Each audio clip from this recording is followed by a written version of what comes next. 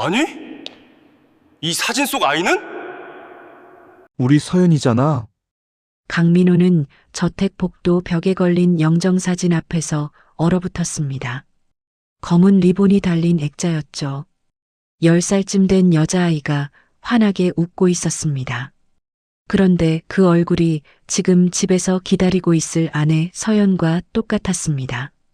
미간 위 작은 점까지, 살짝 올라간 왼쪽 입꼬리까지, 웃을 때 살짝 드러나는 앞니의 각도까지. 회장님 따님이십니다. 20년 전에 돌아가셨어요. 총무 김 과장의 말에 민호는 손에 들고 있던 서류를 떨어뜨렸습니다. 휙 하고 종이들이 바닥에 흩어졌죠. 불가능한 일이었습니다. 아내는 살아 있었으니까요. 지금도 30살로 건강하게 살고 있었죠. 그런데 왜 20년 전 사망한 재벌가 딸의 사진이 지금 자기 아내와 똑같은 걸까요? 민호의 머릿속이 하얗게 변했습니다. 심장이 미친 듯이 뛰었죠. 손이 떨리고 입안이 바짝 말랐습니다. 말도 안 돼. 이건 그 순간 민호는 깨달았습니다. 자신의 인생이 오늘부터 완전히 달라질 거라는 것을요. 민호의 아내 서연은 이 재벌집과 무슨 관련이 있는 걸까요? 그저 우연히 닮은 사람일 뿐이었을까요? 이들의 앞에 거대한 운명의 파도가 다가오고 있었습니다. 사연 시작 전 구독과 좋아요를 눌러주시고 어디서 듣고 계신지 댓글로 알려주시면 그곳에 건강한 기운이 가득하길 염원하겠습니다. 이 모든 일은 오늘 아침부터 시작됐습니다. 35살 강민호에게 오늘은 특별한 날이었습니다. 한진그룹 회장 전속 운전기사로 첫 출근하는 날이었죠. 월급은 이전 직장보다 2배 가까이 올랐고 복지도 좋았습니다. 여보, 새 직장 첫날인데 떨리죠? 아내 서연이 넥타이를 매주며 말했습니다. 30살의 그녀는 마트 계산원으로 일하며 가게를 꾸려가는 평범한 주부였죠. 응. 근데 우리 이제 좀 숨통 트이겠다. 민호가 서연의 손을 잡았습니다. 주중엔 회사에서 대기해야 해서 주말에만 올 수 있어. 미안해. 괜찮아요. 당신이 좋은 직장 다니는 게 중요하죠. 서연이 미소 지었습니다. 4살배기 딸 수아가 졸린 눈으로 나왔죠. 아빠 어디 가요? 아빠 새 회사 가는 거야. 이번 주말에 놀아줄게.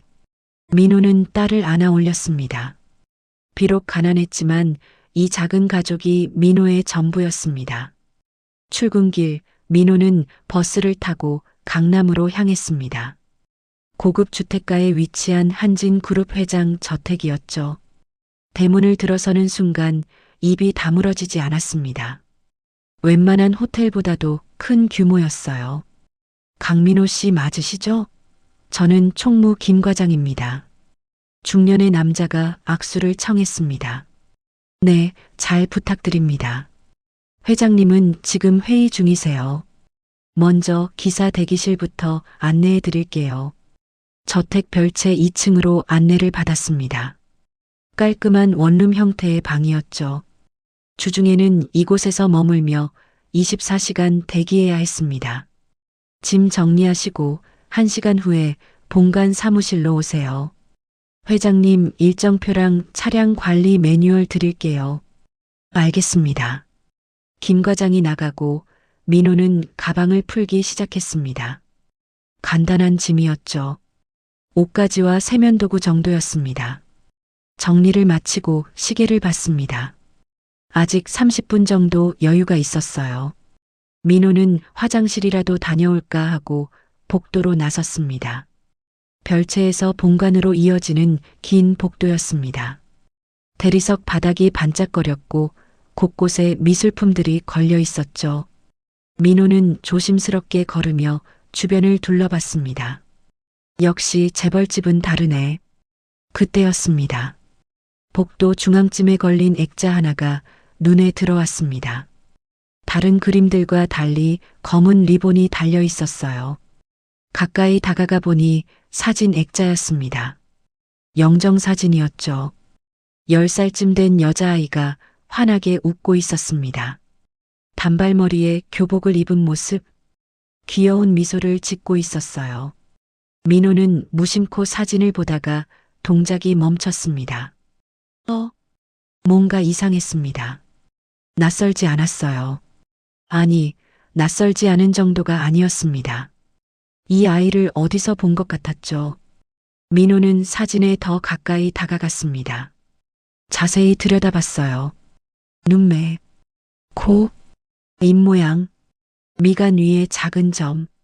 이건 심장이 쿵 내려앉았습니다. 손이 떨리기 시작했어요. 주머니에서 핸드폰을 꺼냈습니다. 떨리는 손으로 사진첩을 열었죠. 가장 최근에 찍은 가족 사진을 확대했습니다. 서연이 수아를 안고 웃고 있는 모습이었습니다. 민호는 핸드폰 화면과 벽의 액자를 번갈아 봤습니다. 한 번, 두 번, 세 번, 눈매가 똑같았습니다. 코의 형태가 똑같았어요. 미간 위 작은 점의 위치까지 완벽하게 일치했습니다. 웃을 때 살짝 올라가는 왼쪽 입꼬리까지. 이게 무슨...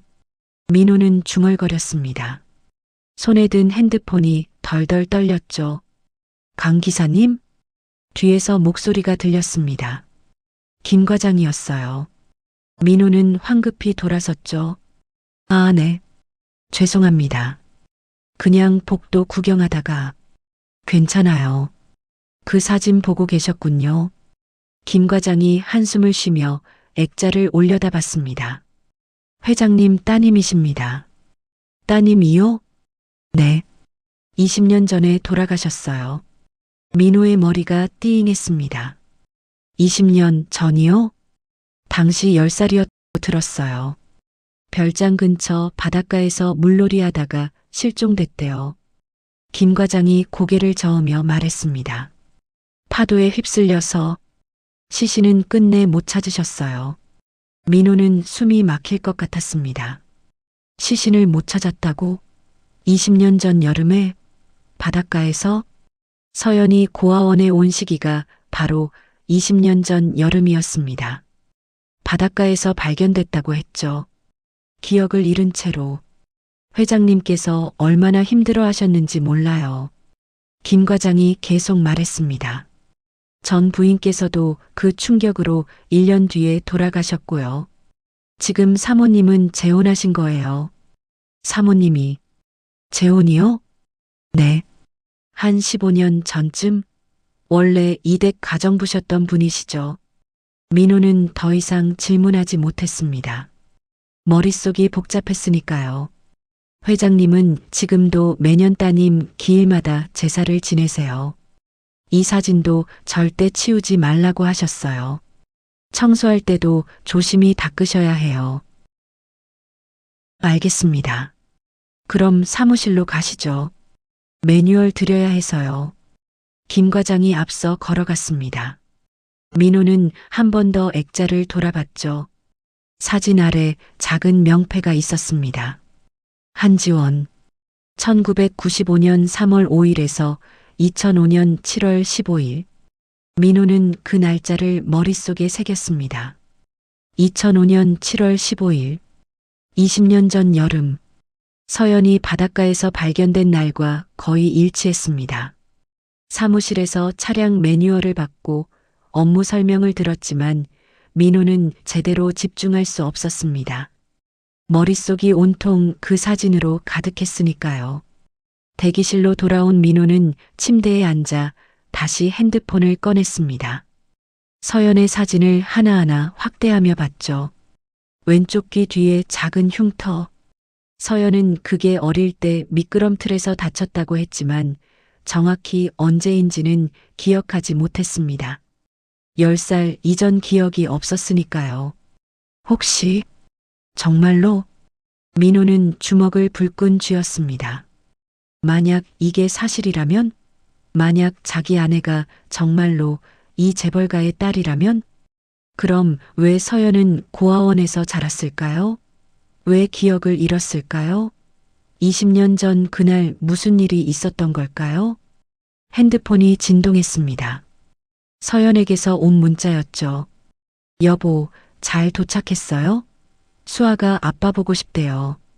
오늘 첫날인데 힘들지 않게 잘 보내요. 사랑해요. 민호는 문자를 읽으며 눈시울이 뜨거워지는 걸 느꼈습니다. 지금 이 순간에도 아무것도 모르는 채 평범한 일상을 살고 있으라네. 자신이 누구인지 어디서 왔는지도 모르는 채 살아온 그녀. 그는 천천히 일어서서 창밖을 바라봤습니다. 저 멀리 서울 시내가 보였죠. 서연아. 민호는 작게 속삭였습니다. 나 진실을 밝혀낼게.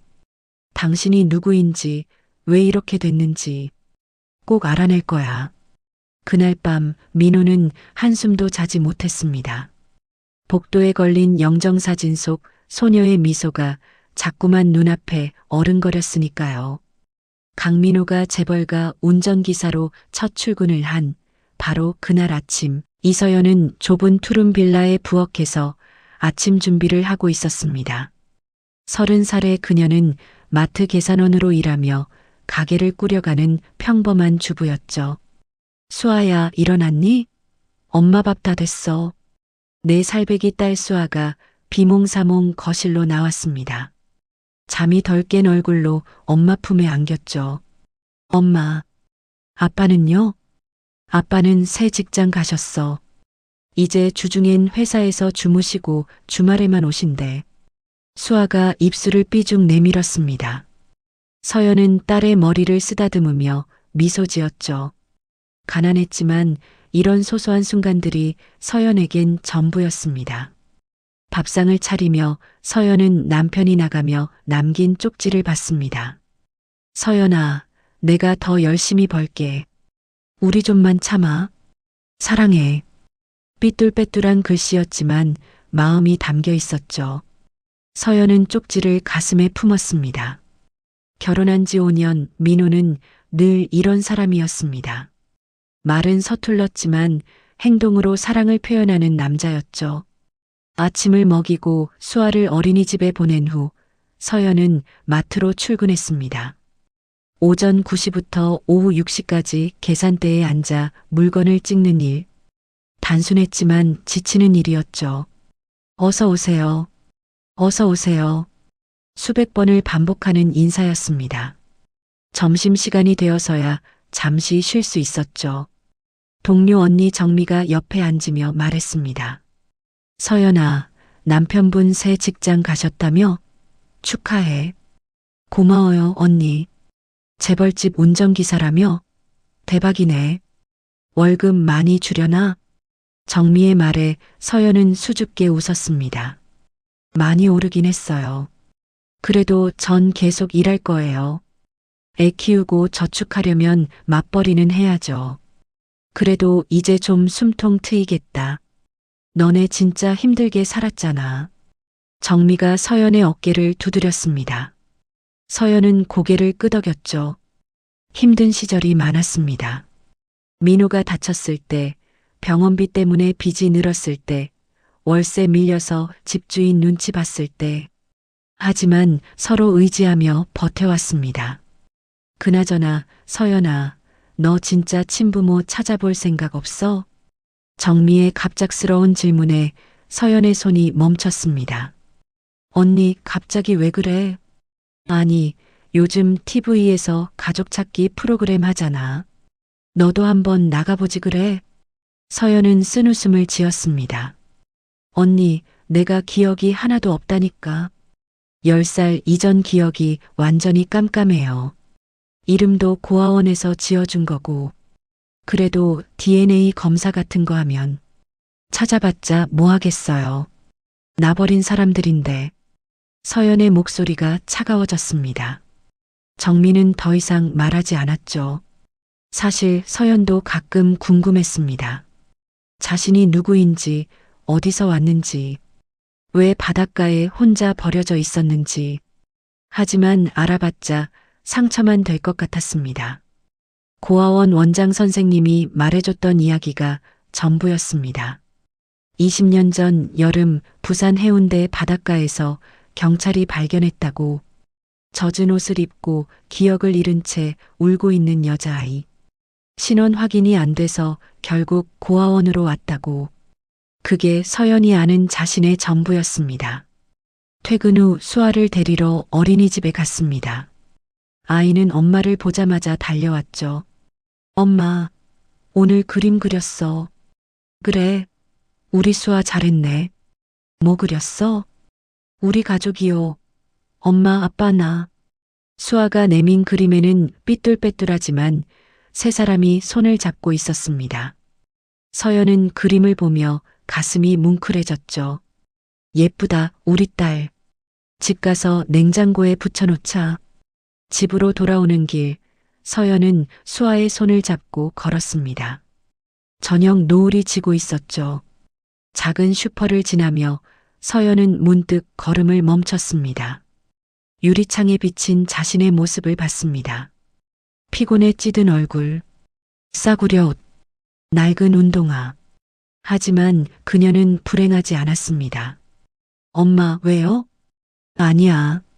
그냥 엄마가 수아 얼굴 보고 싶어서. 서연은 딸을 안아 올렸습니다. 수아가 깔깔 웃었죠. 집에 도착해 저녁을 차렸습니다. 간단한 된장찌개와 계란말이였습니다. 수아와 단둘이 먹는 밥상은 쓸쓸했지만 서연은 태연하게 밥을 떴죠. 수아야, 아빠한테 전화해 볼까? 응. 서연은 민호에게 전화를 걸었습니다. 하지만 수신음만 길게 울렸죠. 받지 않았습니다. 첫날이라 바쁘겠지. 서연은 대신 문자를 보냈습니다. 여보, 잘 도착했어요? 수아가 아빠 보고 싶대요. 오늘 첫날인데 힘들지 않게 잘 보내요. 사랑해요. 밤이 되어 수아를 재우고 서연은 혼자 거실에 앉아 있었습니다. 낮은 조명 아래서 가계부를 정리했죠. 이번 달 수입과 지출을 계산하며 남편의 월급이 오른 만큼 저축액을 늘렸습니다. 조금만 더 모으면 수아 학원도 보낼 수 있겠다. 서연은 작은 희망에 미소 지었습니다. 그때 오래된 서랍에서 낡은 사진첩이 눈에 띄었죠. 고아원 시절 사진들이었습니다. 한 장 한 장 넘기며 서연은 어린 시절을 떠올렸습니다. 친구들과 찍은 사진, 원장 선생님과의 사진, 고등학교 졸업사진. 그 모든 순간이 소중했습니다. 하지만 10살 이전 사진은 단 한 장도 없었습니다. 그 시절의 서연은 존재하지 않았죠. 서연은 거울 앞에 섰습니다. 미간 위에 작은 점을 만졌습니다. 원장 선생님은 이게 태어날 때부터 있던 거라고 했습니다. 왼쪽 귀 뒤에 흉터도 만져봤죠. 이건 언제 어떻게 생긴 건지 몰랐습니다. 나는 누구였을까? 서연은 작게 중얼거렸습니다. 하지만 곧 고개를 저었죠. 과거는 중요하지 않아. 지금이 중요하지. 그녀는 불을 끄고 침대에 누웠습니다. 수아의 고른 숨소리가 들렸죠. 서연은 딸의 얼굴을 바라보며 눈을 감았습니다. 행복했습니다. 비록 가난했지만 사랑하는 사람들이 있었고 지킬 것이 있었습니다. 그것으로 충분했죠. 그때였습니다. 엄마. 수아가 잠꼬대처럼 중얼거렸습니다. 서연이 눈을 떴죠. 응? 수아야? 엄마. 물. 무서워. 수아가 눈을 뜨며 울먹였습니다. 식은땀이 이마에 맺혀 있었어요. 무슨 일이야, 아가? 꿈 꿨어? 서연이 딸을 안아 올렸습니다. 응. 무서운 꿈. 어떤 꿈? 수아가 엄마 품에 얼굴을 묻으며 떨리는 목소리로 말했습니다. 엄마가 물속에 빠져요. 파도가 엄마를 데려가요. 서연은 온몸에 소름이 돋았습니다. 그리고 누가 엄마를 밀어요. 나쁜 사람이. 괜찮아, 괜찮아. 그냥 꿈이야. 서연이 딸을 토닥이며 진정시켰습니다. 하지만 그녀의 손도 미세하게 떨리고 있었죠. 왜일까요? 수아가 방금 말한 꿈. 그건 서연 자신도 요즘 자주 꾸는 꿈이었으니까요. 물속에 빠지는 꿈. 누군가가 자신을 밀어내는 꿈. 파도에 휩쓸리는 꿈. 숨을 쉴 수 없는 꿈. 그리고 멀리서 누군가 울고 있는 소리. 누나, 누나 하고 부르는 어린 남자아이의 목소리. 서연은 왜 그런 꿈을 꾸는지 몰랐습니다. 10살 이전 기억이 없었으니까요. 하지만 그 꿈은 너무나 생생했고 너무나 현실 같았습니다. 엄마 무서워. 괜찮아. 엄마가 여기 있어. 아무것도 무섭지 않아. 서연은 딸을 꼭 안았습니다. 하지만 자신도 두려웠죠. 왜 갑자기 이런 꿈을 꾸는 걸까요?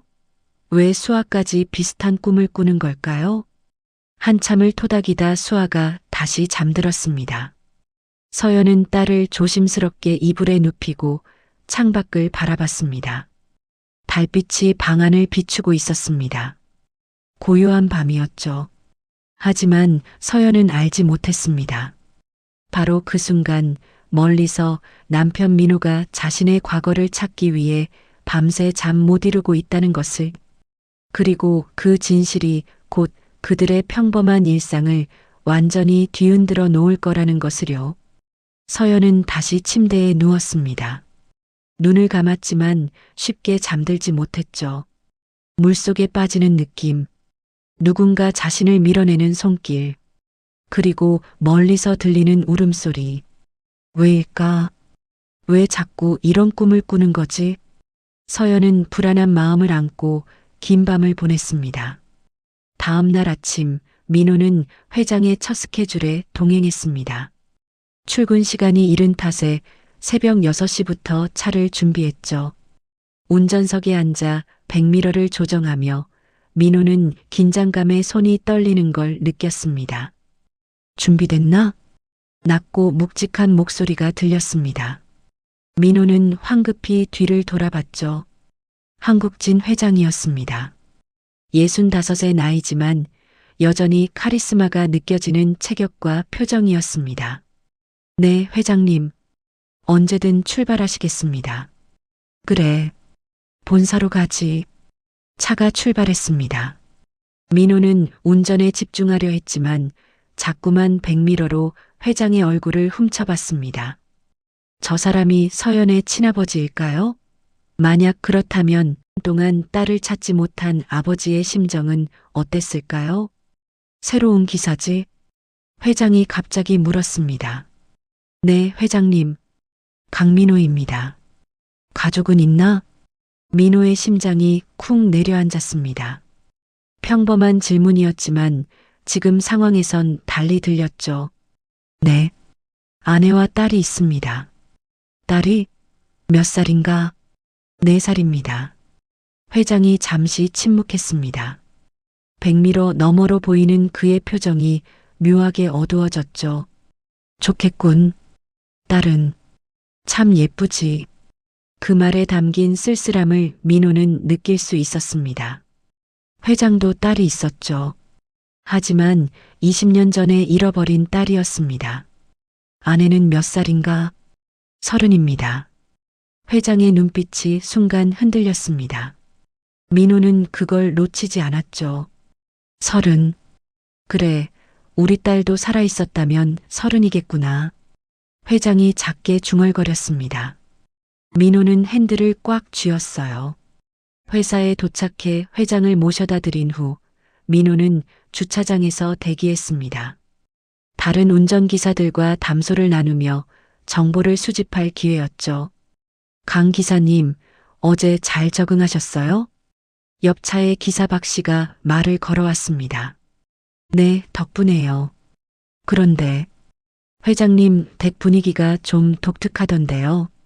아, 그러셨구나. 뭐 복잡한 집안이긴 하죠. 박 씨가 주변을 살피더니 목소리를 낮췄습니다. 회장님 전에 부인 돌아가셨잖아요. 그때 딸도 잃으시고 그 충격으로 전 부인이 1년 뒤에 세상 떠나셨어요. 그러고 몇 년 후에 지금 사모님이랑 재혼하셨죠. 지금 사모님은 어떤 분이세요? 최윤희 여사? 강단 있는 분이에요. 원래 회장님 댁 가정부였다가 재혼하신 거거든요. 근데 아들이 하나 있어요.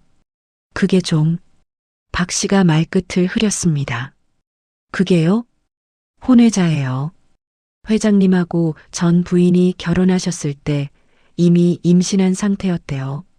물론 지금은 정식으로 입적했지만요. 민호는 숨을 죽이고 들었습니다. 복잡한 가족사였죠. 그럼 승우 도련님이 그 아들이신가요? 맞아요. 착한 사람인데 좀 안 됐어요. 어릴 때 누나 잃는 것도 목격했다고 하고. 누나요? 아, 돌아가신 따님 말씀이시군요. 네. 그때 도련님이 8살이었대요. 별장 근처 바닷가에서 같이 놀다가 사고가 난 거라고.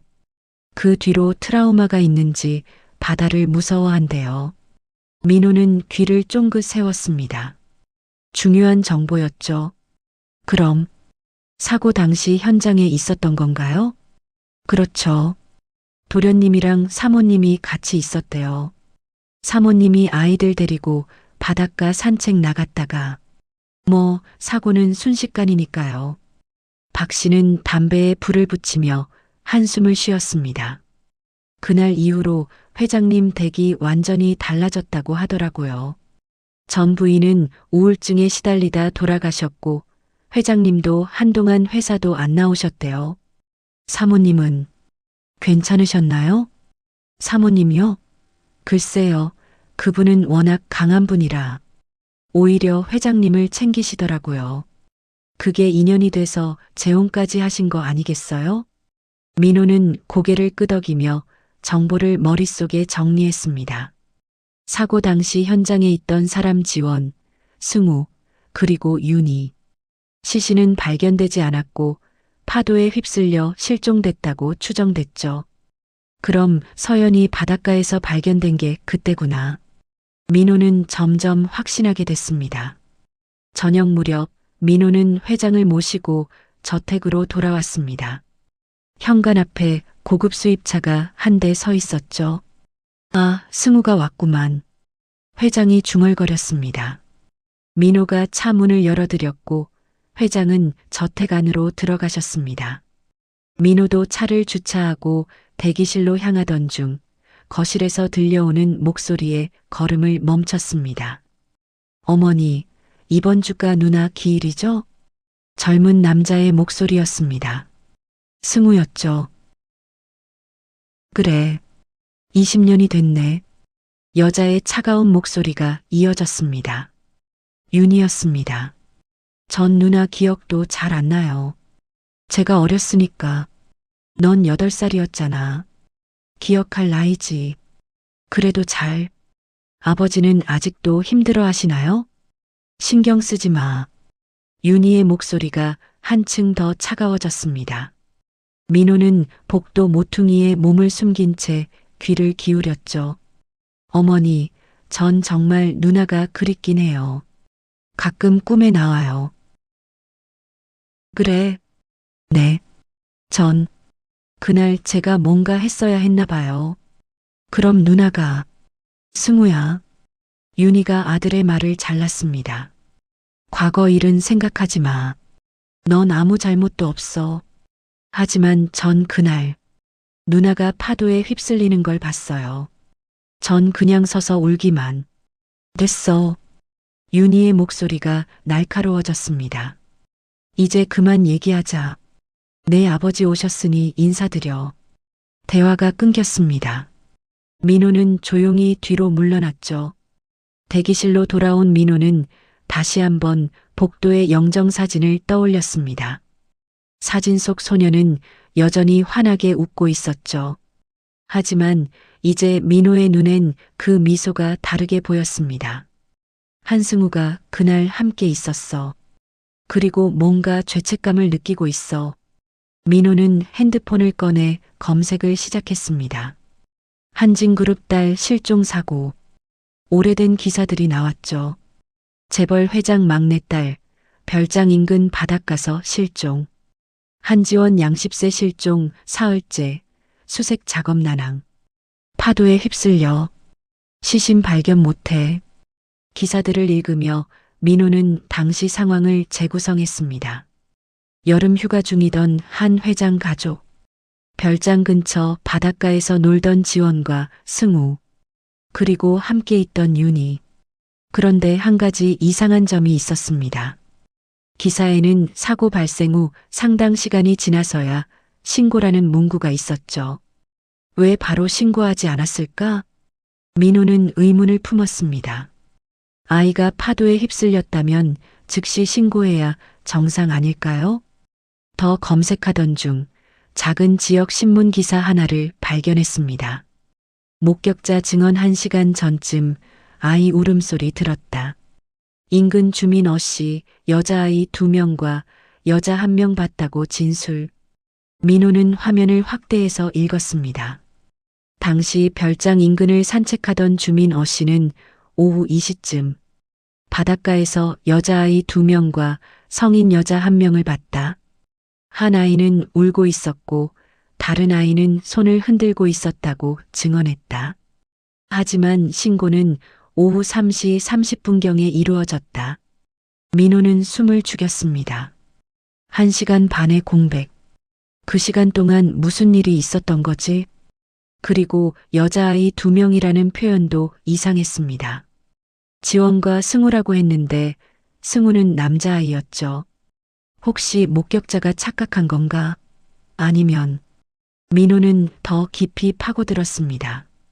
다른 기사들을 찾아봤지만 그 목격 증언에 대한 추가 보도는 없었습니다. 아마 경찰 조사에서 중요하지 않다고 판단했나 봤죠. 창밖이 어두워지고 있었습니다. 저택에 불빛이 하나둘 켜졌죠. 민호는 복잡한 심정으로 서연에게 전화를 걸었습니다. 여보. 서연의 밝은 목소리가 들렸습니다. 응, 나야. 잘 지내? 응. 수아가 아빠 보고 싶어 해. 잠깐만 바꿔줄게. 아빠. 딸의 목소리에 민호는 미소 지었습니다. 하지만 그 미소 뒤엔 무거운 책임감이 자리 잡고 있었죠. 통화를 마치고 민호는 창밖을 바라봤습니다. 저 멀리 본관 2층에 불이 켜져 있었어요. 서재였습니다. 그리고 그 옆 방에도 불이 켜졌죠. 민호는 직감적으로 알았습니다. 저곳이 윤희의 방이라는 것을. 바로 그 순간 윤희는 창가에 서서 별채를 내려다보고 있었습니다. 대기실 불빛이 켜진 채 민호가 무언가를 하고 있었죠. 윤희의 눈빛이 차갑게 가라앉았습니다. 저 새로운 기사. 뭔가 수상한데. 그녀는 핸드폰을 꺼내 누군가에게 전화를 걸었습니다. 여보세요? 사람 하나 조사 좀 해줘. 강민호라고 우리 집 새 운전기사야. 뭘 알아보면 되죠? 전부 다. 가족관계, 배경, 약점. 빨리.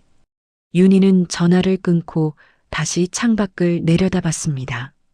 그녀의 입가에 차가운 미소가 번졌죠. 20년 전처럼. 다시는 방해받지 않을 거야.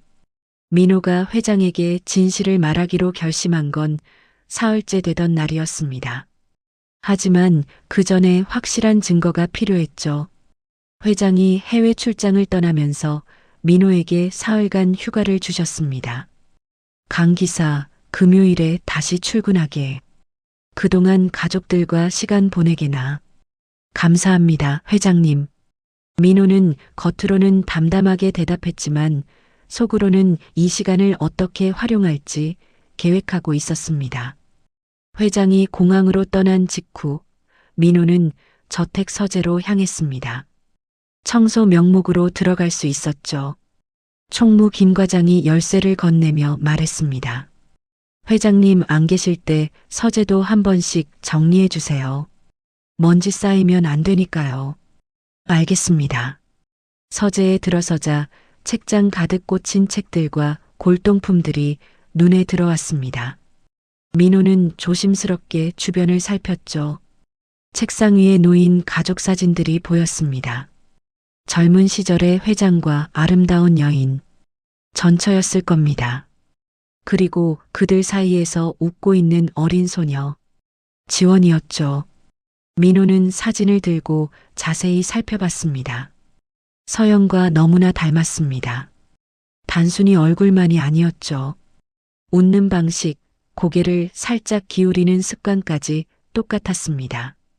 책장 뒤쪽에서 오래된 앨범을 발견했습니다. 먼지가 수북이 쌓여 있었죠. 민호는 앨범을 꺼내 펼쳤습니다. 한지원의 성장 앨범이었습니다. 갓 태어난 모습부터 시작해서 돌잔치, 유치원 입학식, 초등학교 입학식까지 한 장 한 장 넘기며 민호는 숨을 죽였습니다. 그리고 한 장의 사진 앞에서 손이 멈췄습니다. 7살쯤 된 지원이 수영복을 입고 바닷가에서 노는 사진이었습니다.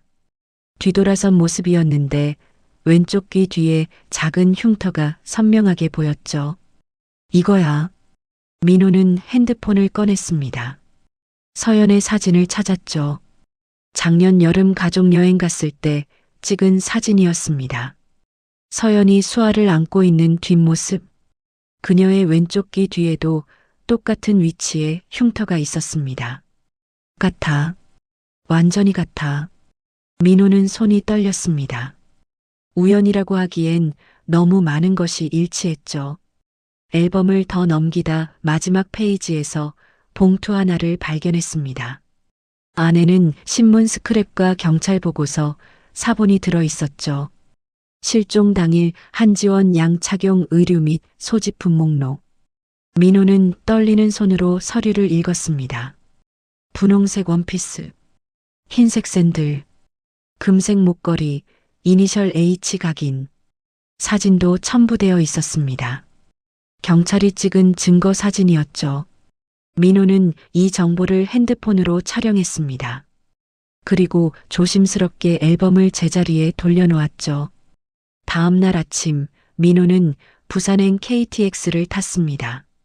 서연이 자랐던 고아원을 찾아가기 위해서였죠. 해운대에 위치한 사랑의 집이었습니다. 3시간 후, 민호는 오래된 3층 건물 앞에 섰습니다. 깔끔하게 관리되고 있었지만 세월의 흔적이 역력했죠. 안녕하세요. 방문 예약하신 분이신가요? 나이 지긋한 여성이 민호를 맞이했습니다. 원장 선생님이었죠. 네, 강민호라고 합니다. 전화드렸던. 아, 맞아요. 서연이 남편분이시죠? 원장의 얼굴에 반가운 미소가 번졌습니다. 서연이 그애 정말 착했어요. 어떻게 지내나요? 잘 지내고 있습니다. 사실 제가 오늘 온 건, 민호는 조심스럽게 말을 이어갔습니다. 서연이가 이곳에 오게 된 경위에 대해 좀 더 자세히 알고 싶어서요. 원장의 표정이 조금 어두워졌습니다. 그의 과거 말씀이시군요. 사무실로 가시죠. 사무실에 앉아 원장은 오래된 파일을 꺼냈습니다. 서연이는 20년 전 여름에 왔어요. 정확히는 2005년 7월 17일이었죠. 민호는 숨을 죽였습니다. 지원의 실종일은 7월 15일. 이틀 차이였습니다. 어떤 상황이었나요? 해운대 바닷가에서 경찰이 발견했어요. 젖은 옷을 입고 모래사장에 앉아 울고 있었대요. 주변에 보호자는 없었고 기억도 전혀 없었어요. 옷은 어떤 옷이었나요? 민호가 숨을 죽이며 물었습니다.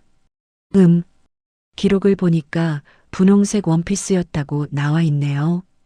꽤 고급스러운 옷이었대요. 브랜드 제품이었다고. 민호의 심장이 쿵 내려앉았습니다. 앨범에서 본 그 옷이었죠. 혹시 그 옷이나 다른 소지품 남아있나요? 아니요, 안타깝게도. 경찰에서 조사 후 폐기했다고 들었어요. 신원 확인도 안 되고 찾는 사람도 없었으니까요. 원장이 한숨을 쉬었습니다. 그 애를 처음 봤을 때가 기억나요. 눈이 정말 맑았어요. 무서웠을 텐데 울지도 않고 그냥 멍하니 바다만 바라보고 있더라고요. 다른 특징은 없었나요? 신체적 특징이나. 있었죠. 미간 위에 작은 점이 있었어요. 그리고 왼쪽 귀 뒤에 흉터도 있었고 그걸로 신원 확인하려 했는데 결국 찾는 사람이 없었어요. 민호는 주먹을 불끈 쥐었습니다. 모든 것이 일치했습니다. 혹시 그 당시 실종 아동 신고 같은 거랑 대조는 안 했나요? 했죠. 경찰에서 전국 단위로 확인했어요. 근데 이상하게도 매칭되는 사례가 없었어요. 원장이 고개를 갸우뚱했습니다. 사실 그게 좀 이상했어요. 분명 부유한 집 아이처럼 보였거든요. 그런데 찾는 사람이 아무도 없었다는 게 민호는 속으로 생각했습니다. 신고가 실종이 아니라 사망으로 처리됐으니까 원장님 정말 감사합니다. 많은 도움이 됐어요. 그런데 왜 갑자기 이런 걸 알아보시는 거예요? 원장이 조심스럽게 물었습니다. 혹시 서연이 친부모를 찾으신 건가요? 민호는 잠시 망설이다 대답했습니다. 아직 확실하진 않습니다. 하지만 가능성은 있어요. 그렇군요. 서연이한테는 잘해주세요. 그 애는 정말 좋은 아이예요. 과거가 어떻든 지금이 중요한 거니까요. 네, 꼭 그렇게 하겠습니다. 고아원을 나선 민호는 바닷가로 향했습니다. 해운대 해변이었죠. 20년 전 서연이 발견된 바로 그곳이었습니다. 백사장에 앉아 파도를 바라봤습니다. 20년 전 여름 이곳 어딘가에서 10살 소녀가 파도에 휩쓸렸습니다. 그리고 이틀 후 기억을 잃은 채 이곳에서 발견됐죠. 어떻게 살아남은 걸까? 이틀 동안 어디 있었던 걸까? 민호는 주변을 둘러봤습니다. 바위가 많았습니다. 혹시 바위 틈에 숨어 있다가 밀물에 밀려 나온 걸까요? 핸드폰을 꺼내 다시 기사를 검색했습니다. 그리고 한 가지 새로운 정보를 발견했죠. 실종 당일 해상 기상 파도 높음, 이안류 주의보. 이안류. 해변에서 바다 쪽으로 빠르게 흐르는 물살이었습니다. 파도에 휩쓸린 아이가 이안류를 타고 먼 바다로 나갔다가 조류를 타고 다시 해변으로 돌아온 걸 수도 있었죠. 민호는 일어섰습니다. 이제 마지막 확인이 필요했습니다. DNA 검사였습니다. 서울로 돌아온 민호는 곧장 의료센터로 향했습니다. 며칠 전 회장이 사용한 물컵을 조심스럽게 챙겨뒀었죠. 그리고 서연의 머리카락도 준비했습니다. 친자 검사 의뢰하시는 거죠? 직원이 물었습니다. 네. 얼마나 걸리나요? 일주일 정도 소요됩니다. 알겠습니다. 검사 의뢰를 마치고 나온 민호는 한숨을 깊이 내쉬었습니다. 이제 돌이킬 수 없었죠. 집으로 돌아가는 길 민호는 서연에게 전화를 걸었습니다. 여보, 응, 나야. 내일 집에 갈게. 정말? 휴가 받았어? 서연의 목소리가 밝아졌습니다. 응, 할 얘기가 있어. 무슨 얘기? 민호는 잠시 망설였습니다. 만나서 하자. 중요한 거야. 알았어. 조심히 와요. 전화를 끊고 민호는 하늘을 올려다봤습니다. 해가 지고 있었죠. 일주일 후면 모든 게 확실해질 겁니다. 서연이 정말로 한지원인지, 회장의 딸인지, 그리고 그때가 되면 민호는 결정해야 했습니다. 이 진실을 누구에게 먼저 말할 것인지, 서연에게, 회장에게, 아니면 민호는 주머니 속 DNA 검사 접수증을 만졌습니다. 일주일. 단 일주일만 기다리면 모든 답을 알 수 있었습니다. 하지만 민호가 미처 알지 못한 것이 있었습니다. 누군가 이미 그의 움직임을 추적하고 있다는 사실을요. 저택 2층, 윤희는 책상 위에 놓인 보고서를 읽고 있었습니다. 강민호 조사 보고서, 부산 해운대 사랑의 집 고아원 방문, 해운대 해변 체류. 윤희의 눈빛이 차갑게 식었습니다. 이 자식이 뭔가 눈치챘군. 그녀는 핸드폰을 집어들었습니다. 일주일 후 민호는 DNA 검사 결과를 받았습니다. 서울 강남의 한 의료센터였죠.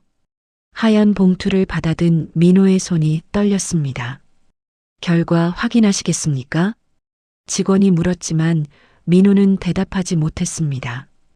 이 봉투 안에 모든 진실이 들어 있었으니까요.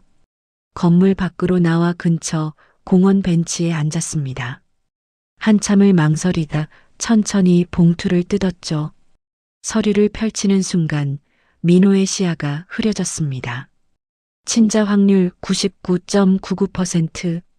숫자가 또렷하게 적혀 있었습니다. 더 이상 의심의 여지가 없었죠. 한국진 회장과 이서연은 친부녀 관계가 맞았습니다.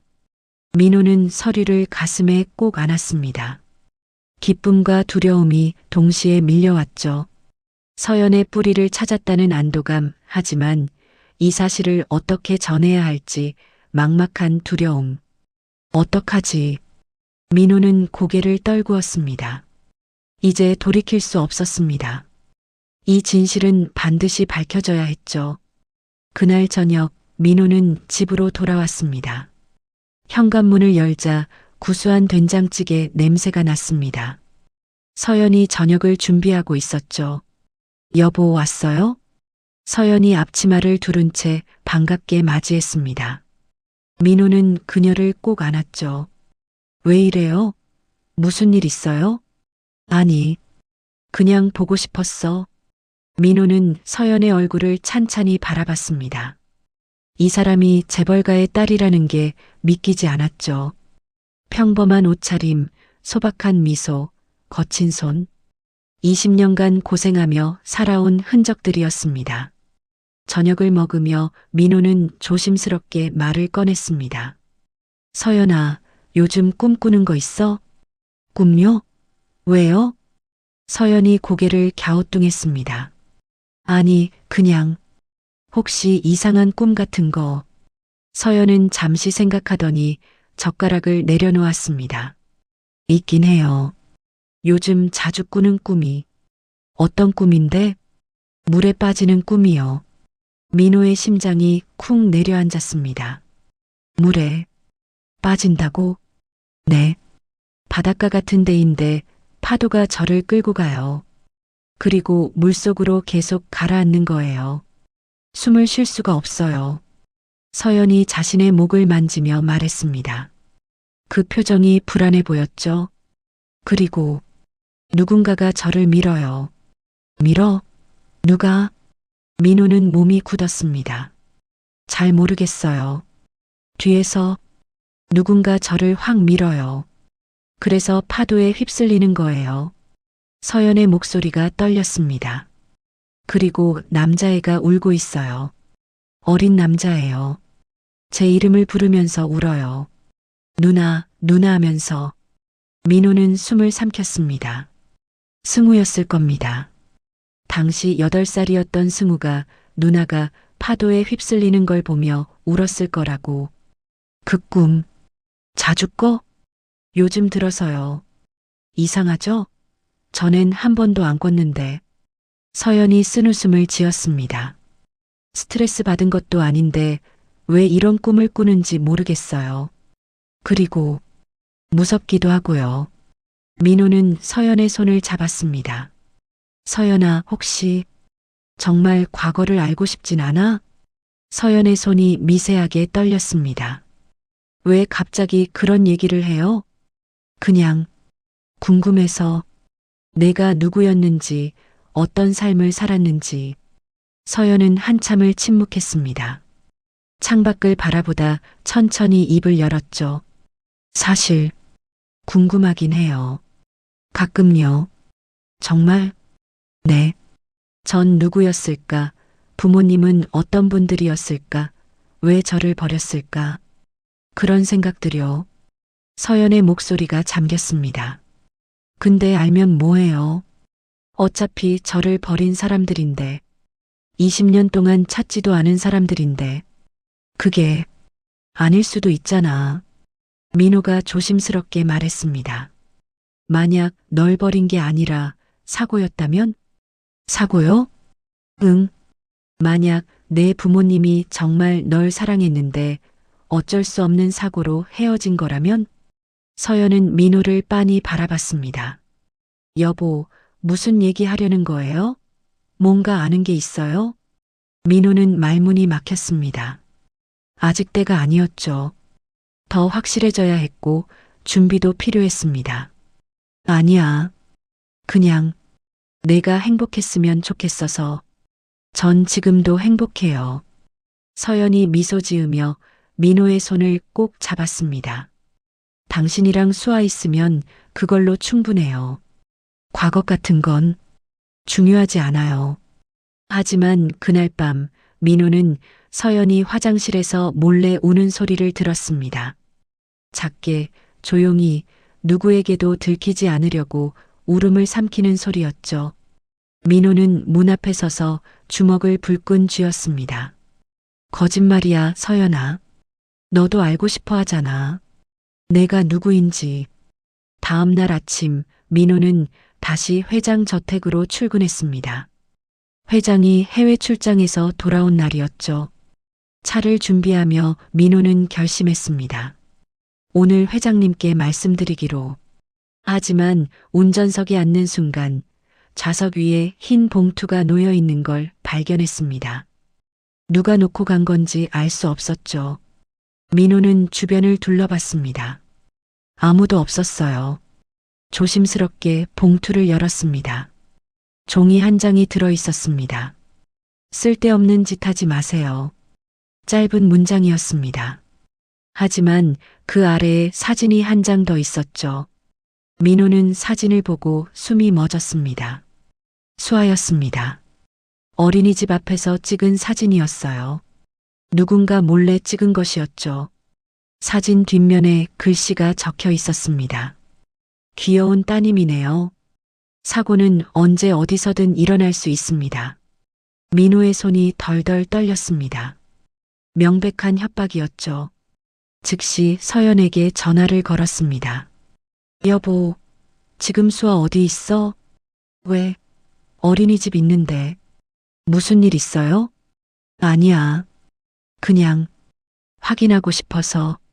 민호는 애써 침착한 척했지만 심장이 미친 듯이 뛰었습니다. 수아 데리러 갈 때 조심해. 주변 잘 살피고. 무슨 일이에요? 왜 갑자기? 아니야. 그냥 요즘 세상이 위험하잖아. 전화를 끊고 민호는 협박 쪽지를 다시 봤습니다. 누가 보냈을까요? 윤희. 민호는 직감적으로 알았습니다. 자신의 움직임을 추적한 사람이 최윤이라는 것을. 그날 저녁 회장을 모시고 저택으로 돌아온 민호는 복도에서 윤희와 마주쳤습니다. 어머, 강 기사님. 윤희는 우아한 미소를 지으며 민호를 바라봤습니다. 하지만 그 미소는 눈까지 닿지 않았죠. 안녕하십니까, 사모님. 요즘 바쁘신 것 같던데요? 부산까지 다녀오셨다며요? 민호는 등에서 땀이 흐르는 걸 느꼈습니다. 어떻게 하셨습니까? 알게 되더라고요. 이 집에서 일하시는 분들 동선은 다 파악하거든요. 윤희가 한 걸음 다가왔습니다. 운전만 열심히 하세요. 다른 건 신경 쓰지 마시고요. 무슨 말씀이신지. 아무것도 아니에요. 그냥 조언이에요. 윤희는 그렇게 말하고 천천히 걸어갔습니다. 하지만 몇 걸음 가다 멈춰서서 뒤돌아봤죠. 참, 따님 정말 예쁘던데요. 4살이죠? 그 나이 아이들은 정말 조심해야 해요. 세상엔 위험한 게 많으니까. 민호는 온몸이 얼어붙었습니다. 윤희는 미소를 지으며 사라졌습니다. 그날 밤 민호는 대기실에서 잠들지 못했습니다. 창밖을 바라보며 고민에 잠겼죠. 이대로 물러설 수 없었습니다. 하지만 가족이 위험했습니다. 어떻게 해야 할까요? 바로 그 순간 본관 2층에서 불빛이 켜졌습니다. 윤희의 방이었죠. 윤희는 창가에 서서 핸드폰으로 통화하고 있었습니다. 그 운전기사 말이야. 계속 감시해. 알겠습니다, 사모님. 그리고 혹시 회장님께 뭔가 말하려고 하면 바로 알려줘. 처리하시겠습니까? 윤희는 잠시 침묵했습니다. 그리고 차갑게 말했죠. 20년 전처럼. 그녀는 창밖을 내려다봤습니다. 대기실 불빛이 켜진 채 민호가 창가에 서 있었어요. 윤희의 입가에 차가운 미소가 번졌습니다. 사고는 언제든 일어날 수 있으니까. 민호가 회장에게 진실을 말하기로 결심한 다음 날 이상한 일이 벌어지기 시작했습니다. 아침 일찍 차를 점검하던 민호는 운전석 아래에서 무언가를 발견했습니다. 작은 녹음기였죠. 누군가 대화를 도청하려 한 것이었습니다. 민호는 주변을 둘러봤지만 아무도 보이지 않았어요. 등골이 서늘해졌습니다. 본격적으로 감시하고 있어. 녹음기를 제거하고 주머니에 넣었습니다. 증거로 남겨둬야 했으니까요.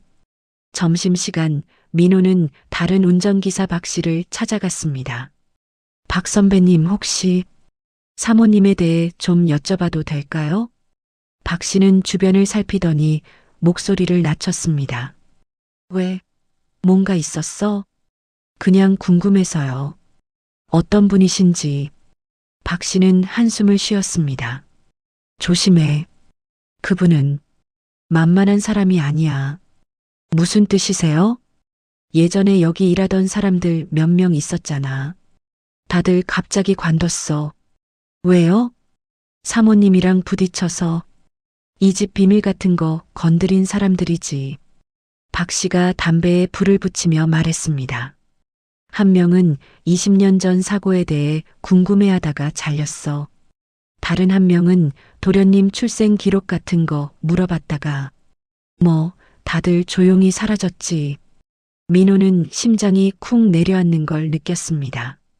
그럼 위험한 건가요? 당연하지. 그분은 이 집을 지키려고 뭐든 하는 사람이야. 자기 아들 위해서라면 말이야. 그날 저녁 민호는 회장과 단둘이 있을 기회를 노렸습니다. 회장이 저택 서재에서 서류를 보고 계셨죠. 민호는 차를 가져다 드리며 조심스럽게 말을 꺼냈습니다. 회장님, 잠시 여쭤봐도 될까요? 그래, 뭔가? 따님, 한지원 양에 대해서입니다. 회장의 손이 멈췄습니다. 서류에서 눈을 떼고 민호를 바라봤죠. 왜 갑자기 그 얘기를? 사실 제가 우연히 알게 된 게 있습니다.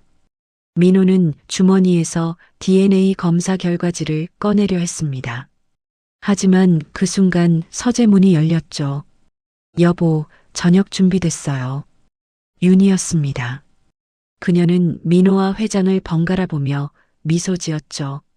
아, 강 기사님이 회장님께 뭔가 말씀드리려 했나 봐요? 아, 아닙니다. 별거 아닙니다. 민호는 황급히 서류를 주머니에 도로 넣었습니다. 그래, 그럼 이만 나가보게. 회장이 말했고 민호는 어쩔 수 없이 서재를 나왔습니다. 복도에서 문이 닫히는 소리를 들으며 민호는 이를 악물었죠. 방해했어? 저 사람이 일부러. 밤이 되자 민호는 대기실에서 혼자 앉아 있었습니다. 어떻게 해야 할지 막막했죠. 그때 노크 소리가 들렸습니다. 누구세요? 저예요. 승우입니다. 문을 열자 한승우가 서 있었습니다. 28살의 청년은 불안한 표정을 짓고 있었죠. 도련님, 이 시간에 무슨 일이세요? 강 기사님, 잠깐 얘기 좀 할 수 있을까요? 승우는 주변을 살피며 방 안으로 들어왔습니다.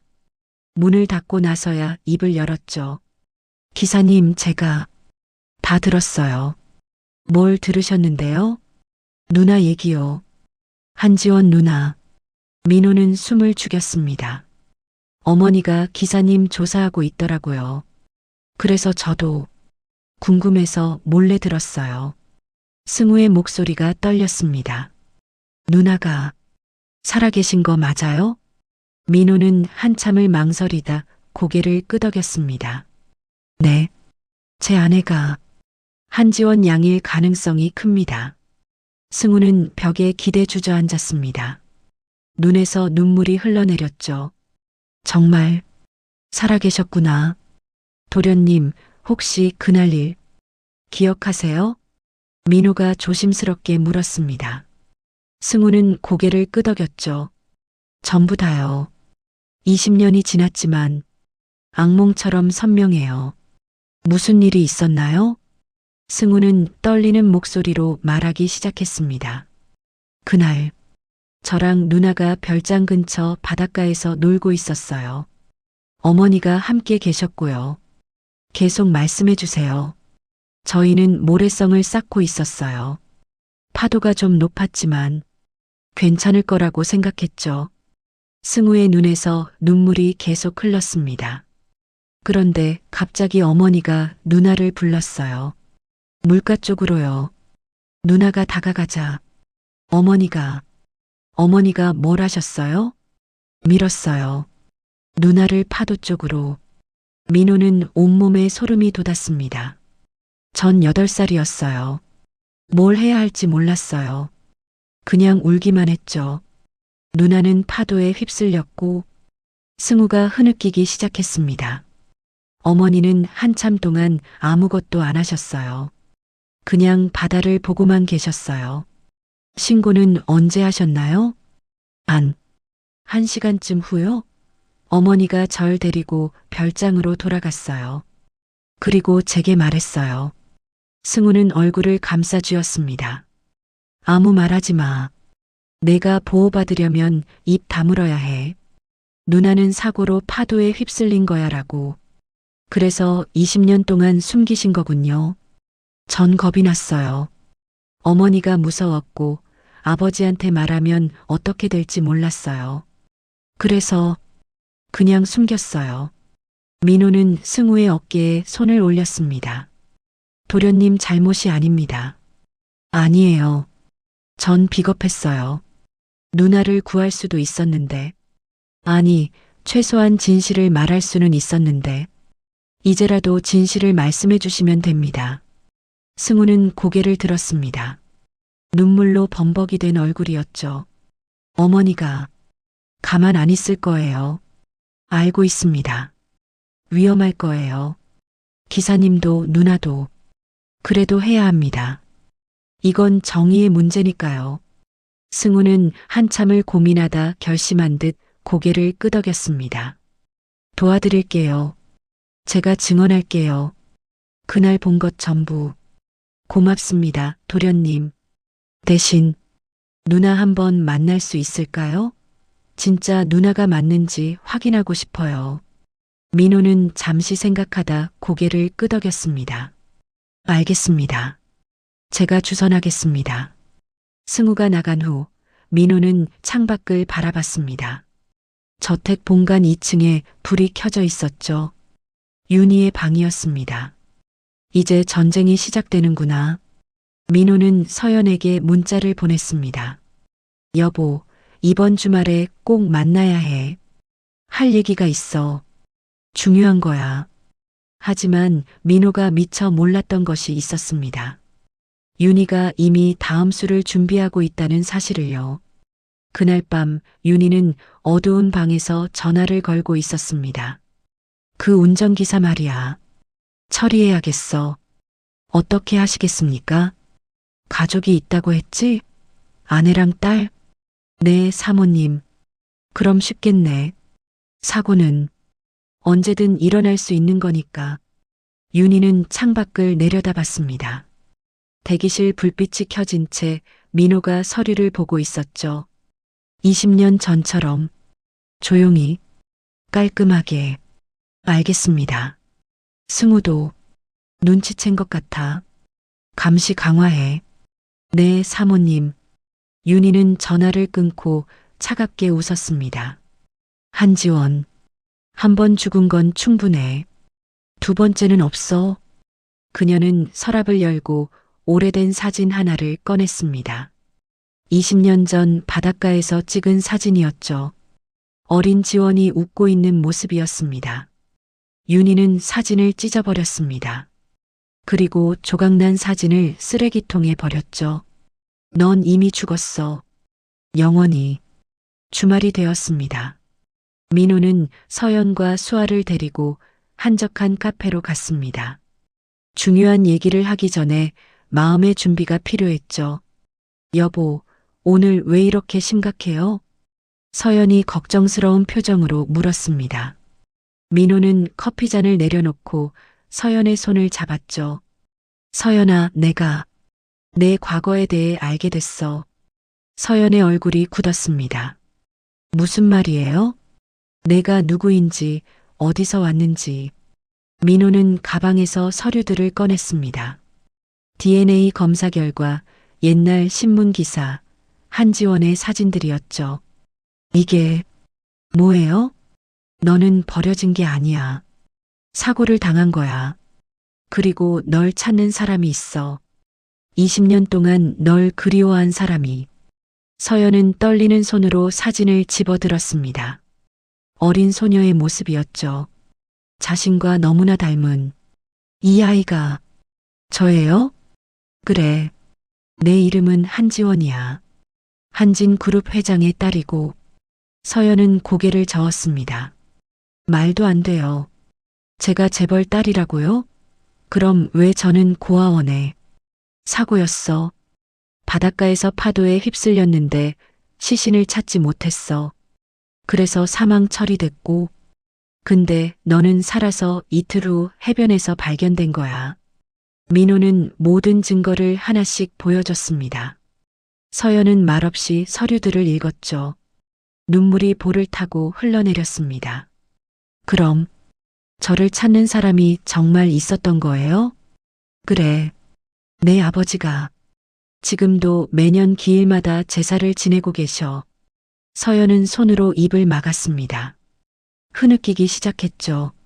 전 버려진 줄 알았어요. 아무도 원하지 않는 아이인 줄 알았어요. 민호는 서연을 꼭 안았습니다. 미안해. 진작 말했어야 했는데. 아니에요. 고마워요. 찾아줘서. 한참을 울던 서연이 고개를 들었습니다. 그분, 제 아버지를 만날 수 있을까요? 그러려고 했어. 내일 만나기로 했어. 다음 날 저녁 민호는 서연을 데리고 회장을 만나러 갔습니다. 회장이 요청한 장소는 저택이 아닌 조용한 호텔 라운지였죠. 서연은 긴장한 표정으로 민호의 손을 꼭 잡았습니다. 떨려요. 괜찮아. 내가 옆에 있어. 라운지에 들어서자 창가 자리에 한 남자가 앉아 있었습니다. 한국진 회장이었죠. 그는 서연을 보는 순간 얼어붙었습니다. 입술이 떨렸고 눈에서 눈물이 흘러내렸습니다. 지원아? 떨리는 목소리였습니다. 서연도 울먹이며 고개를 끄덕였죠. 아버지? 회장은 비틀거리며 서연에게 다가갔습니다. 그리고 그녀를 끌어안았죠. 지원아, 정말 내가 맞니? 살아있었구나. 살아있었어. 회장은 오열했습니다. 20년 동안 참았던 슬픔이 터져나왔죠. 서연도 아버지의 품에서 울었습니다. 죄송해요. 기억을 못해서, 아버지를 몰라봐서. 아니야. 내 잘못이 아니야. 내가 지키지 못한 거야. 두 사람은 한참을 그렇게 안고 울었습니다. 민호는 그 광경을 보며 가슴이 뭉클했죠. 자리에 앉아 회장은 서연의 손을 놓지 않았습니다. 왼쪽 귀 뒤에 흉터 있지? 네. 어떻게 아세요? 내가 3살 때 미끄럼틀에서 넘어졌어. 내가 병원에 데려갔지. 회장이 서연의 귀 뒤를 살펴봤습니다. 흉터가 있었죠. 미간 위에 점도 그대로구나. 태어날 때부터 있던 거야. 정말 기억이 안 나요. 죄송해요. 괜찮아. 기억 못해도 돼. 내가 살아있는 것만으로도. 회장은 다시 눈물을 닦았습니다. 민호가 DNA 검사 결과를 건넸죠. 회장님, 이게 확실한 증거입니다. 회장은 서류를 보며 고개를 끄덕였습니다. 고맙네, 강 기사. 자네가 내 딸을 찾아줬어. 그때 라운지 입구에서 누군가 들어왔습니다. 한승우였죠. 그는 조심스럽게 다가왔습니다. 아버지. 그리고 승우는 서연을 보며 눈을 크게 떴습니다. 누나. 서연도 승우를 보며 가슴이 뛰었습니다. 낯설지 않았어요. 꿈에서 본 그 남자아이. 누나 하고 울던 그 목소리. 당신이 그 꿈에 나오던. 네. 전 그날 봤어요. 누나가 파도에 휩쓸리는 거. 승우의 눈에서 눈물이 흘렀습니다. 못 구해서 죄송해요. 전 너무 어렸어요. 무서웠어요. 서연은 승우에게 다가가 그를 안았습니다. 내 잘못이 아니야. 괜찮아. 누나, 미안해요. 정말 미안해요. 승우는 서연의 품에서 울었습니다. 20년간 짊어졌던 죄책감이 터져나왔죠. 회장이 물었습니다. 승우야, 그날 정확히 무슨 일이 있었니? 승우는 눈물을 닦으며 말했습니다. 아버지, 말씀드려야 할 게 있어요. 사실 그날, 바로 그 순간 라운지 문이 박차고 열렸습니다. 최윤이었습니다. 그녀는 차갑게 굳은 얼굴로 서 있었죠. 이게 무슨 일이죠? 회장이 일어서며 말했습니다. 윤희, 지원이가 살아 돌아왔어. 우리 딸이 살아 있었어. 윤희는 서연을 날카롭게 바라봤습니다. 정말 지원이 맞나요? 확실해요? DNA 검사까지 했어. 틀림없어. 민호가 검사 결과를 내밀었습니다. 윤희는 서류를 받아 읽었죠. 그녀의 얼굴이 점점 창백해졌습니다. 그럼 어떻게 살아있던 거죠? 20년 동안 어디 있었어요? 윤희의 목소리가 날카로웠습니다. 기억을 잃고 고아원에서 자랐습니다. 서연이 대답했습니다. 고아원? 신원 확인도 안 됐다고요? 네. 경찰 시스템에서 매칭이 안 됐대요. 승우가 한 걸음 앞으로 나섰습니다. 어머니, 그날 일 말씀드려야 할 것 같아요. 승우야, 무슨 소리니? 전 다 봤어요. 승우의 목소리가 떨렸습니다. 어머니가 누나를 밀었던 거. 순간 방안이 조용해졌습니다. 회장이 윤희를 돌아봤죠. 뭐라고? 아니에요. 이해가 착각한 거예요. 그땐 어렸잖아요. 윤희가 황급히 부인했습니다. 아니에요. 전 분명히 봤어요. 승우가 아버지를 바라봤습니다. 어머니가 누나를 물가로 부르셨어요. 그리고 파도 쪽으로 밀었어요. 누나는 파도에 휩쓸렸고 어머니는 한참 동안 아무것도 안 하셨어요. 그리고 1시간쯤 후에야 신고하셨어요. 절 데리고 별장으로 돌아가서요. 회장의 얼굴이 일그러졌습니다. 윤희, 이게 사실이야? 아니에요. 사고였어요. 전 그저 당신이 내 딸을 죽이려 한 거야? 회장의 목소리가 떨렸습니다. 분노와 배신감이 뒤섞인 목소리였죠. 윤희는 뒤로 물러섰습니다. 더 이상 변명할 수 없었죠. 전 승우를 지키려고. 지원이만 없으면 모든 재산이 승우 거였어요. 제 아들이 이 집의 주인이 될 수 있었어요. 윤희가 소리쳤습니다. 당신 미쳤군. 회장이 주저앉았습니다. 서연은 윤희를 바라보며 물었습니다. 왜 저한테 그러신 거예요? 전 당신한테 뭘 잘못했어요? 잘못? 내가 존재 자체가 잘못이었어. 윤희의 눈빛이 미쳐 있었습니다. 난 가정부였어. 하지만 회장님을 사랑했어. 승우를 낳았고. 근데 너희 엄마가 전처가 모든 걸 차지하고 있었잖아. 그래서 10살짜리 아이를 죽이려 한 거야? 민호가 분노에 차소리쳤습니다. 바로 그 순간 라운지 밖에서 경찰들이 들어왔습니다. 승우가 미리 신고해 놓았던 것입니다. 최윤희 씨 살인 미수 혐의로 체포합니다. 경찰이 수갑을 채웠습니다. 윤희는 저항했지만 소용없었죠. 나요. 나라고요. 승우야. 엄마 좀 도와줘. 승우는 고개를 돌렸습니다. 눈물을 흘리며 죄송해요, 어머니. 전 더 이상 거짓말 못해요. 넌 후회할 거야. 다들 후회하게 될 거라고. 윤희는 끌려나가며 소리쳤습니다. 그녀의 목소리가 복도에 메아리 쳤죠. 문이 닫히고 정적이 흘렀습니다. 회장은 서연을 바라봤습니다. 미안하다. 내가 제대로 보지 못해서, 내가 그런 일을 겪게 해서. 아니에요, 아버지. 아버지 잘못이 아니에요. 서연이 아버지의 손을 잡았습니다. 이제 돌아왔잖아요. 그걸로 됐어요. 회장은 딸을 꼭 안았습니다. 20년 만의 재회였죠. 승우도 다가와 두 사람을 안았습니다. 누나, 정말 미안해요. 그리고 돌아와줘서 고마워요. 세 사람은 눈물을 흘리며 서로를 안았습니다. 민호는 그 광경을 보며 조용히 미소 지었습니다. 드디어 진실이 밝혀졌고 가족이 다시 만났습니다. 하지만 이제 또 다른 선택이 남아 있었습니다. 서연은 어떤 삶을 선택할까요? 석 달이 흘렀습니다.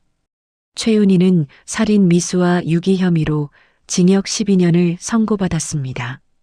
법정에서 그녀는 끝까지 자신을 정당화했지만 승우의 증언과 당시 목격자 진술이 결정적 증거가 됐죠. 서연은 여전히 좁은 투룸 빌라에서 살고 있었습니다. 회장이 여러 번 저택으로 오라고 했지만 그녀는 정중히 거절했죠. 아버지, 전 이제 서연이에요. 어느 주말 오후 서연은 회장과 단둘이 카페에 앉아 있었습니다. 지원이는 10살에 멈췄어요. 전 20년을 서연으로 살았고 그게 진짜 저예요. 회장은 딸의 손을 잡았습니다. 알아. 무리하게 끌어들이려던 게 아니야. 그저 내가 편한 대로 하면 돼. 고마워요, 아버지. 서연이 미소 지었습니다. 대신 자주 뵐게요. 주말마다 수아 데리고 놀러 갈게요. 그것만으로도 충분하다. 회장의 눈가에 눈물이 맺혔습니다. 내가 행복하면 그걸로 됐어. 내 옆에 있든 저 멀리 있든. 다음 주 토요일 회장 저택에는 특별한 모임이 있었습니다. 가족사진 촬영이었죠. 서연은 민호와 수아의 손을 잡고 저택으로 들어갔습니다. 현관에서 회장과 승우가 기다리고 있었죠. 누나. 승우가 반갑게 달려왔습니다. 지난 석 달간 두 사람은 자주 만나며 진짜 남매가 됐습니다. 승우야, 오늘 옷 잘 입었네? 누나가 잘 나와야 한다고 해서요. 승우가 쑥스럽게 웃었습니다. 정원의 사진 촬영 세트가 준비돼 있었습니다. 사진작가가 위치를 안내했죠. 회장님은 중앙에, 그리고 양옆으로. 회장이 가운데 섰습니다. 왼쪽에 서연, 민호, 수아가, 오른쪽에 승우가 섰죠. 자, 모두 웃으세요. 카메라 셔터가 눌렸습니다. 찰칵. 햇살 아래서 5사람이 환하게 웃고 있었습니다. 사진 촬영이 끝나고 다들 거실로 들어갔습니다. 회장이 준비한 다과를 먹으며 이야기를 나눴죠. 할아버지, 저 다음 주에 유치원 발표회 있어요. 수아가 신나게 말했습니다. 그래, 우리 손녀 발표회라니. 할아버지가 꼭 가야겠구나. 회장이 수아를 안아 올렸습니다. 처음엔 어색했지만 이제는 자연스러웠죠. 매형, 요즘 일은 어때요? 승우가 민호에게 물었습니다. 민호는 더 이상 회장의 운전기사가 아니었습니다. 자신의 길을 가기로 했죠. 작은 운송회사에 취직했어요. 월급은 적지만 제 힘으로 사는 게 좋더라고요. 멋있어요. 전 매형 그런 점이 좋아요. 승우가 진심으로 말했습니다. 승우 씨는 요즘 어때요? 회사 일은? 아버지 밑에서 배우고 있어요. 이제 제가 책임져야 할 것들이 생겼으니까요. 승우는 어머니가 떠난 후 크게 성장했습니다. 더 이상 죄책감에 시달리지 않았고 자신의 역할을 찾아가고 있었죠. 식사 시간이 됐습니다. 회장이 손수 자리를 준비했죠. 오늘은 내가 만든 음식이야. 서툴지만 먹어줘. 아버지가 요리를요? 서연이 놀라며 물었습니다. 응, 너희 엄마가 전처가 좋아하던 메뉴야. 된장찌개랑 고등어구이. 회장이 쑥스럽게 말했습니다. 와, 맛있어요, 아버지. 서연이 한 숟가락 먹고 미소 지었습니다. 정말 다행이다. 회장도 환하게 웃었습니다. 식사 후 회장은 서연을 서재로 데려갔습니다. 벽면에 걸린 영정사진 앞이었죠. 지원아, 이제 이 사진 내려야 할 것 같아. 네, 넌 죽지 않았어. 살아 돌아왔잖아. 회장이 액자를 조심스럽게 내렸습니다. 20년간 그 자리를 지켰던 사진이었죠. 대신 이걸 걸려고 회장이 오늘 찍은 가족 사진을 꺼냈습니다. 벌써 인화해 온 것이었죠. 사진 속에는 회장, 서연, 민호, 수아, 승우가 함께 웃고 있었습니다. 이게 진짜 우리 가족이야. 회장이 새 사진을 벽에 걸었습니다. 영정 사진이 있던 바로 그 자리에 아버지, 서연의 눈에서 눈물이 흘렀습니다. 고마워요. 저를 다시 받아주셔서. 무슨 소리야. 내가 돌아와줘서 고맙지. 회장이 딸을 꼭 안았습니다. 저녁 무렵 서연 가족은 집으로 돌아갈 준비를 했습니다. 현관에서 회장과 승우가 배웅했죠. 다음 주에 또 올게요, 아버지. 그래. 조심히 가거라. 매형, 누나, 조카, 안녕히 가세요. 승우가 손을 흔들었습니다.